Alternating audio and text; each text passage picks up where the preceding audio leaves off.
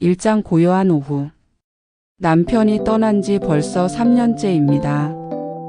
나는 아직도 그이가 앉던 의자를 치우지 못했습니다. 아침에 일어나면 습관처럼 그 의자를 바라보곤 합니다. 마치 곧 그이가 돌아와 앉을 것 같아서요. 거실 창가에 놓인 낡은 안락 의자. 햇살이 비추는 오후면 그이는 늘 그 자리에 앉아 신문을 읽었습니다.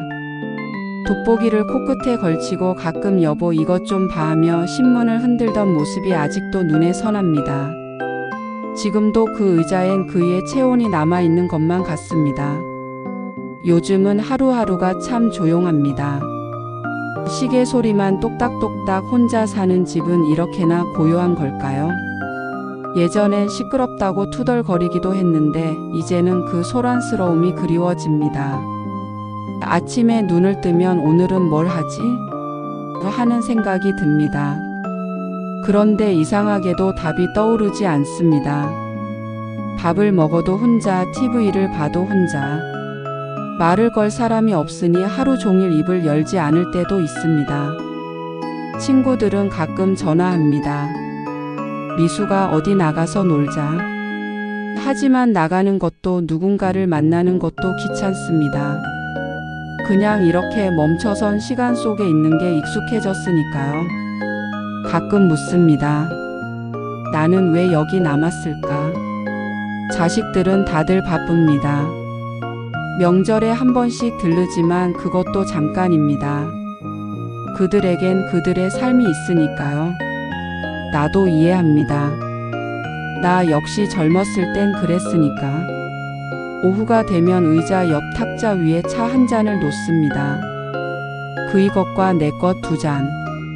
혼자라는 게 익숙해지지 않습니다. 아마 평생 익숙해지지 않을 겁니다. 창밖엔 봄이 오고 있었습니다. 아파트 화단에 개나리가 노랗게 피어났습니다.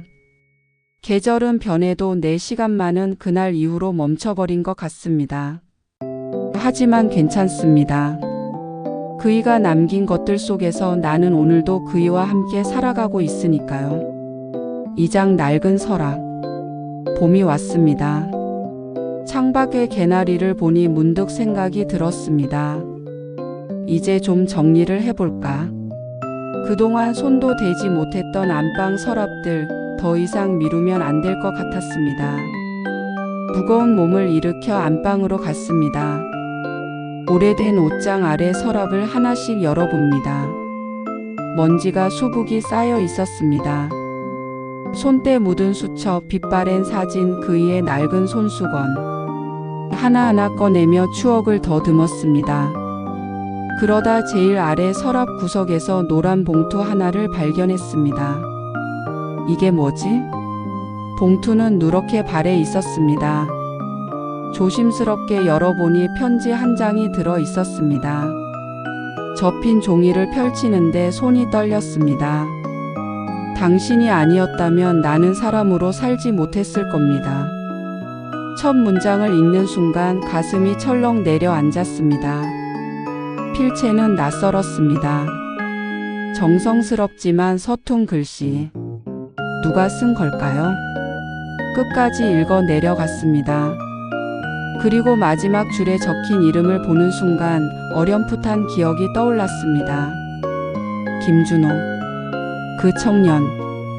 30년도 더 된 일입니다. 우리 집 옆에 혼자 사는 청년이 있었습니다. 20몇 살쯤 됐을까요? 낮에는 공사장에서 일하고 밤에는 야간학교에 다닌다고 했습니다. 어느 겨울날이었습니다. 새벽같이 나가는 그 청년이 계단에서 비틀거리는 걸 봤습니다. 얼굴이 창백했습니다. 밥은 먹었어? 물었더니 고개를 저었습니다. 그날부터 가끔 밥을 해주었습니다. 특별한 건 아니었습니다. 그냥 우리 식구 먹을 때 한 그릇 더 떠주는 거였으니까요. 그이도 그 청년 불쌍하더라 하며 괜찮다고 했습니다. 그런데 그 청년이 이런 편지를 남겼다니 눈물이 핑 돌았습니다. 편지에는 이렇게 적혀 있었습니다. 아주머니가 건네준 밥 한 그릇이 저에게는 세상이었습니다.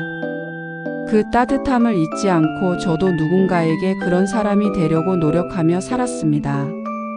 나는 그저 당연한 일을 했을 뿐인데 손으로 눈가를 훔쳤습니다. 편지 뒷면에는 요양원 주소가 적혀 있었습니다. 언제 보낸 건지 왜 이제야 발견한 건지 알 수 없었습니다. 하지만 한 가지는 확실했습니다. 나는 이 사람을 만나러 가야 한다는 것. 이 고요하고 멈춘 듯한 시간 속에서 처음으로 가슴이 뛰는 것을 느꼈습니다. 3장 길 위의 기억. 편지를 품에 안고 밤새 뒤척였습니다. 내일 가보자. 꼭 가보자. 마음을 먹었습니다. 3년 만에 처음으로 어딘가 가고 싶다는 생각이 들었습니다. 아침 일찍 일어나 옷장을 열었습니다. 오랜만에 외출이라 무얼 입을지 고민이 됐습니다. 결국 그이가 좋아하던 연보라색 블라우스를 꺼냈습니다. 거울을 보니 백발이 성성한 할머니가 서 있었습니다. 세월이 참 빠르네. 편지 뒷면에 적힌 주소를 다시 확인했습니다. 경기도 어느 작은 마을의 요양원. 버스를 2번 갈아타야 한다고 했습니다. 집을 나서는 발걸음이 무거우면서도 가벼웠습니다. 버스 정류장에 서니 오랜만에 바깥 공기가 낯설었습니다. 사람들이 분주하게 오가고 차들이 쌩쌩 지나갑니다. 나만 혼자 멈춰 있었던 게 아니었습니다. 세상은 여전히 빠르게 돌아가고 있었습니다. 첫 번째 버스에 올랐습니다. 창가 자리에 앉아 밖을 바라봤습니다. 거리의 풍경이 스쳐 지나갑니다. 새로 생긴 아파트, 없어진 시장, 변한 간판들. 여기 예전에 작은 구멍가게 있었는데 추억이 하나둘 떠올랐습니다. 버스가 한강을 건널 때였습니다. 반짝이는 물살을 보니 문득 젊은 시절이 생각났습니다. 그때는 참 바빴습니다. 아침부터 저녁까지 쉴 틈이 없었지요. 시장에서 장보고 밥하고 빨래하고 아이들 뒷바라지하고 그이도 일터에서 늦게 돌아왔습니다. 힘들다는 말도 못하고 그저 하루하루를 살았습니다. 그런데 이상하게도 그때가 행복했습니다. 바빴지만 따뜻했습니다. 저녁이면 식구들이 모여 밥을 먹고 아이들 웃음소리가 집안을 가득 채웠습니다. 그이와 앉아 차 한 잔 마시며 하루를 나누던 시간도 있었지요. 그땐 참 좋았지. 환승 정류장에서 2번째 버스를 기다렸습니다. 다리가 조금 아팠지만 괜찮았습니다. 오랜만에 어딘가를 향해 가고 있다는 사실이 낯설면서도 설렜습니다. 2번째 버스는 한산했습니다. 도심을 벗어나 한적한 시골길로 접어들었습니다. 논밭이 펼쳐지고 작은 마을들이 보였습니다. 봄볕에 풀들이 파랗게 돋아나고 있었습니다. 준호 씨는 어떻게 살고 계실까? 30년 전 그 청년의 얼굴이 어렴풋이 떠올랐습니다. 여인 얼굴에 초점 없는 눈빛. 하지만 밥을 건넬 때마다 고맙습니다 하며 깊이 고개 숙이던 모습이 생각났습니다. 그때는 몰랐습니다. 내가 건넨 밥 한 그릇이 누군가에게 그토록 큰 의미였다는 것을.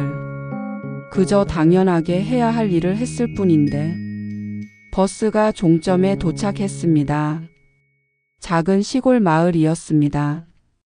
정류장 앞 표지판을 보니 요양원까지는 걸어서 10분 거리였습니다. 무거운 가방을 들고 천천히 걸었습니다. 봄바람이 불어왔습니다. 오랜만에 맡는 흙냄새, 풀냄새가 가슴을 적셨습니다. 이제 곧 만나겠구나. 가슴이 두근거렸습니다. 30년 만의 재회. 나는 늙었지만 그때 그 마음만은 변하지 않았기를 바랐습니다. 걸음을 재촉했습니다. 사장 다시 만남. 요양원 입구가 보였습니다. 햇살 요양원이라는 간판이 따스한 봄볕 아래 반짝였습니다. 문을 열고 들어서니 소독약 냄새와 함께 조용한 분위기가 느껴졌습니다. 어르신 누구 찾으세요? 그 데스크에 앉은 젊은 직원이 물었습니다. 김준호 어르신 계신가요? 직원이 명부를 확인하더니 고개를 끄덕였습니다. 네, 계십니다. 지금 뒤편 정원에 나가 계실 거예요. 제가 안내해 드릴까요? 아니에요, 괜찮아요. 제가 찾아갈게요. 복도를 따라 걸었습니다. 창문 너머로 아름다운 정원이 보였습니다. 벤치에 앉은 어르신들, 휠체어를 탄 분들, 요양보호사와 함께 산책하는 모습들. 뒷문을 열고 정원으로 나갔습니다. 따뜻한 봄바람이 볼을 스쳤습니다. 잔디밭에는 민들레가 피어 있었고 벚나무 아래 벤치에 한 남자가 앉아 있었습니다. 백발의 노인. 등이 굽은 모습. 하지만 그 옆모습이 어쩐지 낯익었습니다. 천천히 다가갔습니다. 발소리를 들었는지 그분이 고개를 돌렸습니다. 우리의 눈이 마주쳤습니다. 그분의 눈이 커졌습니다. 입술이 떨렸습니다. 그리고 떨리는 목소리로 말했습니다. 아주머니. 준호 씨. 맞죠? 네. 그분은 벤치에서 일어서려 애썼습니다. 손이 떨려 지팡이를 제대로 잡지 못했습니다. 아이고, 괜찮아요. 앉아 계세요. 나는 얼른 다가가 그분 옆에 앉았습니다. 한참을 서로 말없이 바라만 봤습니다. 30년이라는 세월이 우리 얼굴에 주름을 새겼지만 그때 그 눈빛만은 변하지 않았습니다. 편지. 받았어요. 나는 가방에서 편지를 꺼냈습니다. 준호 씨는 편지를 보더니 눈시울이 붉어졌습니다. 아주머니. 정말 오셨네요. 꿈인가? 그분의 목소리가 갈라졌습니다. 준호 씨, 그때 일은 저도 잊고 있었어요. 그냥 당연한 일을 했을 뿐인데. 아니에요. 준호 씨가 고개를 저었습니다. 아주머니는 모르실 거예요. 그때 제가 얼마나 힘들었는지. 그분의 손이 떨렸습니다. 나는 조심스럽게 그 손을 잡아 주었습니다. 저는 고아였어요. 아무도 없었어요. 세상이 차갑고 무서웠어요. 사람들은 저를 거지 취급했고 일자리에서도 함부로 대했어요. 눈물이 그분의 주름진 뺨을 타고 흘러내렸습니다. 그런데 아주머니가 밥 한 끼를 건네주셨어요. 그것도 웃으면서요. 많이 먹어 하시며 저를 사람처럼 대해주셨어요. 준호 씨, 그 한 끼 덕분에 저는 견뎠어요. 세상이 전부 차갑지만은 않다는 걸 알았어요. 그래서 저도 살아야겠다고 생각했어요. 나중에 누군가에게 아주머니처럼 따뜻한 사람이 되어야겠다고요. 내 눈에서도 눈물이 흘러내렸습니다. 그래서 그렇게 살았어요. 작은 공장을 운영하며 힘든 사람들을 많이 도왔어요. 아주머니가 제게 해주신 것처럼요. 그게 제가 사람으로 사는 방법이었어요. 나는 더 이상 말을 잇지 못했습니다. 그저 그분의 손을 꼭 잡았습니다. 그때 당신이 밥 한 끼 건네준 덕분에 지금까지 사람을 믿어요. 준호 씨의 말이 가슴 깊이 울렸습니다. 우리는 한참을 그렇게 앉아 있었습니다. 30년 만에 재회. 봄바람이 불어왔고 벚꽃잎이 하늘거렸습니다. 멈춰있던 내 시간이 다시 흐르기 시작했습니다. 오장 변하지 않는 마음. 정원 벤치에서 준호 씨와 한참을 이야기했습니다. 그분은 천천히 지난 30년의 이야기를 들려주었습니다. 야간 학교를 마치고 작은 공장에 취직했던 일, 성실하게 일해서 나중에는 자신의 공장을 차렸던 일, 그리고 힘든 사람들에게 일자리를 주고 끼니를 챙겨주며 살았던 이야기. 아주머니가 제게 해주신 것처럼요. 그분은 웃으며 말했습니다.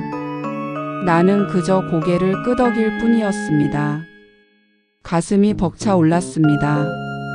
가족은 있으세요? 조심스럽게 물었습니다. 아들 하나 있어요.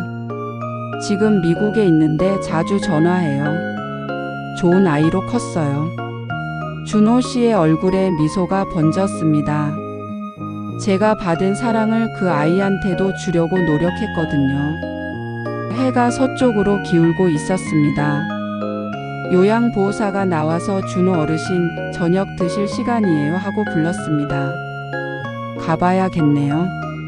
준호 씨가 아쉬운 듯 말했습니다. 또 올게요. 꼭 또 올게요. 정말요? 그분의 눈이 반짝였습니다. 네, 약속해요. 준호 씨는 지팡이를 짚고 일어섰습니다. 그리고 나를 돌아보며 말했습니다. 아주머니 고맙습니다.